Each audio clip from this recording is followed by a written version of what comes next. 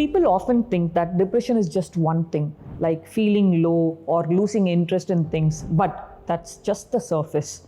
Depression is like a spectrum, and there are actually different kinds of depression.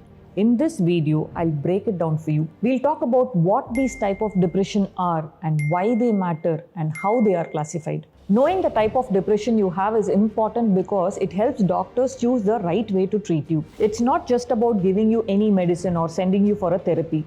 Different types of depression needs different treatments. Think of it like this. Each type of depression has its own profile, a set of specific symptoms and causes. By understanding your specific type, doctors can find the best combination of treatments that will actually work for you. This could mean the right kind of therapy, the right kind of medication, or a mix of both. The types of depression are categorized based on the duration, triggers, and some other factors. Let's start with the most basic way depression is defined: how long it lasts. Major Depressive Disorder, MDD.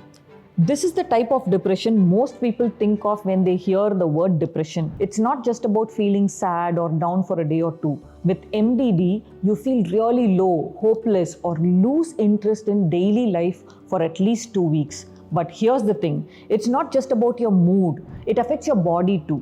You might feel tired all the time, have trouble sleeping, or even feel physical pain. It's like carrying a heavy weight around every day. And if you don't get help, it can last for months. Persistent Depressive Disorder, PDD. Now, this is different. Think of it as a lower level of depression, but it lasts much longer, at least 2 years.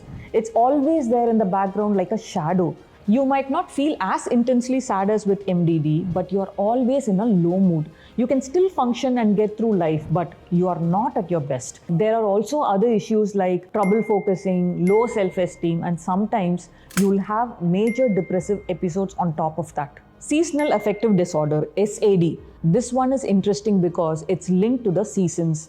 It usually hits during winter when there is less sunlight. The lack of sunlight affects the chemicals in your brain like serotonin, which keeps you feeling happy. So during those darker months, people with SAD feel tired, gain weight, withdraw from social activities, and lose motivation. But the good news is, as the season changes, the more sunlight comes back, these symptoms usually fade away. It's literally like your mood changes with the weather. Now let's talk about a depression based on its symptoms. Atypical depression. The name might make it sound rare, but it's actually quite common.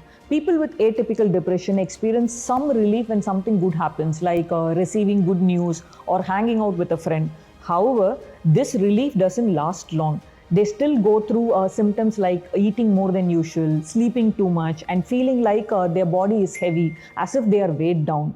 What is different about atypical depression is that the positive events can boost their mood temporarily, but the depression doesn't go away. Psychotic depression. This is a very serious type of depression. People with psychotic depression may have depression along with psychosis, like they will have hallucinations or delusions, meaning they might see or hear things that aren't there or believe things that aren't true.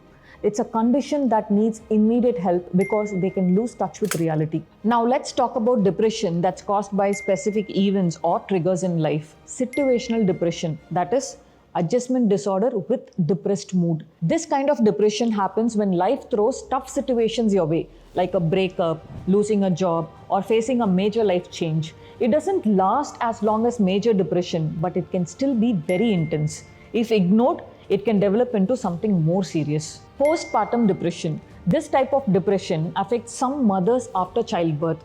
It's not just feeling a little down like the usual baby blues.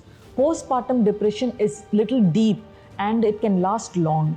It's often triggered by hormonal changes after giving birth, but emotional and social factors also play a role. So to sum it up, whether it's depression triggered by life events or something tied to hormones or brain chemistry, there is help available. Understanding the different types of depression is crucial because it helps professionals tailor the treatment to what you're going through. Each type of depression requires a unique approach, and getting the right diagnosis is the first step towards finding the best treatment for you. So, never hesitate to seek help.